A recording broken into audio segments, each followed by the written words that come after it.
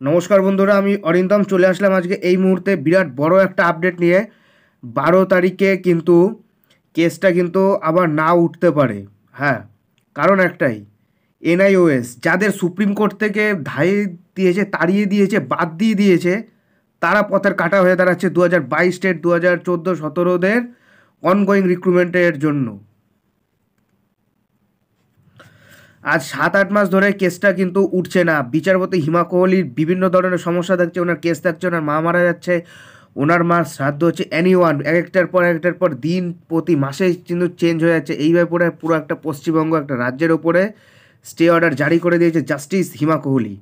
বেশ ভালো কথা। স্টেটা কবে উঠবে কবে উঠবে কবে উঠবে কোনো ঠিক নেই, কেউ জানে না।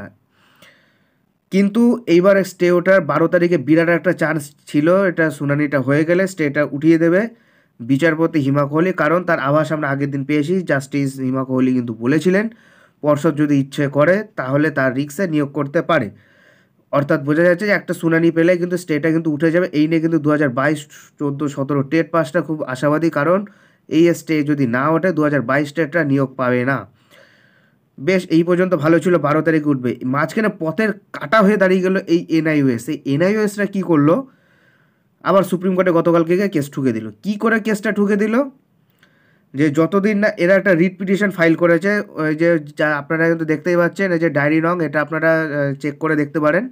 ডায়েরি নংটা একবারে উপরের দিকে দেখবেন যে 52409/2023, Kaushik Das versus state of West Bengal, NIOS. এরা কি করেছে, এরা বলছে যে এখনও কেসটা সুপ্রিম কোর্ট থেকে বাদ দিয়ে দিয়েছে ঠিকই, কিন্তু এরা মেনশন করে দিয়েছে এদের সাথে জাস্টিস অভিজিৎ গাঙ্গুলির যে রায়টা আছে, একটা রায় দিয়েছিল, সেই রায়টাকে মেনশন করেছে। এরা মেনশন করে রিট পিটিশন ফাইল করেছে এনআইওএস, এই যে 20/22 স্টেটা যেন না ওঠে। এরা কারণটা শো করেছে, কারণ তাদের মামলাটা পুরোপুরিভাবে নিষ্পত্তি যতক্ষণ না হয় ততক্ষণ যেন স্টেটা যেন না ওঠে। এটা হলো গিয়ে 17, এটা 17 এবং 14 এদের তো গলার কাটা তো হয়ে দাঁড়িয়েছে। সব থেকে বেশি সমস্যা হয়ে দাঁড়িয়েছে 2022 স্টেট পাস প্রার্থীদের এই এনআইওএস। এরা চাইছেটা কি, আমি সেটাই বুঝতে পারছি না। এদের সুপ্রিম কোর্ট থেকে বাদ দিয়ে দিয়েছে। আরেকটা কথা বলে দিই, যারা যারা আমার ভিডিওটা দেখে ভাবছো, হয়তো তোমাদের হয়তো মনে হয় অনেক টেনশন ঢুকে গেছে যে কেসটা কি আদৌ উঠবে কি উঠবে না। ভাই শোনো, কেসটা উঠতেই পারে। যদি কেসটা যদি উঠে, কেসটা উঠলে এই নয় যে উনি স্টে অর্ডারটা রেখে দেবেন। যদি কেস উঠলে স্টে অর্ডারটা তুলে দেবেন। এই স্টেটা যদি উনি যদি না মানে উঠাতে পারেন, অর্থাৎ জাস্টিস, তাহলে সেক্ষেত্রে তার জন্য দায়ী হবে এই এনআইওএস। কারণ এই এনআইওএস বলেছে যে আমাদের এখন মামলার এখন নিষ্পত্তি হয়নি, কারণ হাইকোর্টে অভিজিৎ গঙ্গোপাধ্যায়ের এজলাসে কিন্তু আরও কিন্তু এনআইওএসদের কিন্তু একটা মামলা চলছে, সেটা এখনও নিষ্পত্তি এখন হয়নি। এই জন্য এরা এই রিট পিটিশন মানে করে এরা সুপ্রিম কোর্টের সাথে মানে এই 14-17দের রিক্রুটমেন্টটাকে আটকানোর জন্য এরা এখন এটা করছে। এরা নিজেরা চাকরি তো ভাই পাবেই না, এরা কাউকে চাকরি পেতে এরা সাহায্যও করবে না। এরা এমন এনআইওএস ডিএলএডের মানে এমন একটা বস্তু বলবো এদের আমি, ঠিক আছে। হ্যাঁ, এরা টাকা পয়সা করেছে, ডিএলইডি করেছে কেন ভাই? এত টাকা পয়সা যখন খরচ হলো, তা একটু রেগুলারে করতে, ভাই তোমাদের কী সমস্যা ছিল?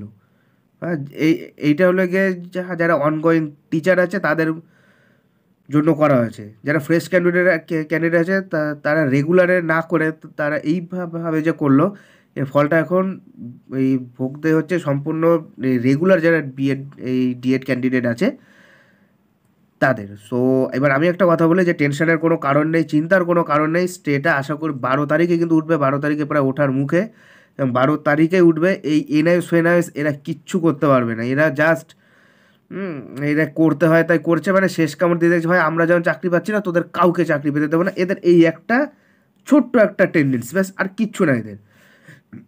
আপনারা নিশ্চিন্তে থাকুন, স্টেটা উঠবে। 2022 স্টেটও নিয়োগ পেয়ে যাবে। 2017 প্যানেল 1 সপ্তাহের মধ্যে কিন্তু প্রকাশ করে দেবে। এটা কিন্তু পর্ষদ সভাপতি একদিন বলেছিল যে স্টেটা ওঠার সঙ্গে সঙ্গে প্যানেল প্রকাশিত হয়ে যাবে। কিন্তু গলার কাটা হচ্ছে এনআইওএস। তবে আমি আরেকটা ছোট্ট একটা কথা শুনেছি, এই যে এনআইওএস এইগুলো না, এরা নাকি সেই ম্যাট আছে না, প্রশ্ন ভুল মামলা, সেটাকেও নাকি টানছে নাকি শুনলাম, যে একবারে পুরো কোনো মামলার নিষ্পত্তি না হলে স্টেটে উঠবে না। এরা 22 স্টেটের সাথে মানে 20 স্টেটের উপরে এরা লেগে পড়ে আছে, ভাই স্টে দিয়ে দাও, আমরা যখন চাকরি পাচ্ছি না আমরা কাউকে চাকরি পেতে দেবো না। বাহ বাহ বাহ, কী সুন্দর লজিকের কথা রে ভাই। আরে তোদের চাকরি পাচ্ছিস না বলে যারা পড়াশুনো করেছে, যারা এলিজিবল আছে তারা কেন পাবে না? কোথাকার রুলস এটা? আপনারা এখানে বললাম, এখানে আপনারা কেস নাম্বার দিয়ে আপনারা সুপ্রিম কোর্টে ট্রাই করে করে দেখবেন যে এদের কি দিয়েছে। এবং জাস্টিস হিমা কোহলি 12 তারিখে বসবে, কারণ এবং এটা একটা অ্যাডভান্টেজ কজ লিস্টের মধ্যে আছে এবং তিনি বসবেন এবং স্টেটা উঠে যাবে।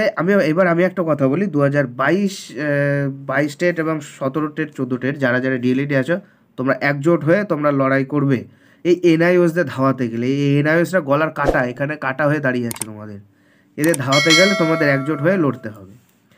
সো বন্ধুরা, এটাই হলো গিয়ে আজকে একটা আপডেট। সো এরকম আপডেট যদি পেতে চান আমাদের চ্যানেল নিউজার অরিন্দমকে সাবস্ক্রাইব করে আমাদের পাশে থাকবেন। দেখা হচ্ছে পরের ভিডিওতে। ভালো থাকবেন সবাই। জয় হিন্দ, বন্দে মাতরম, ভারত মাতা কি জয়। নমস্কার।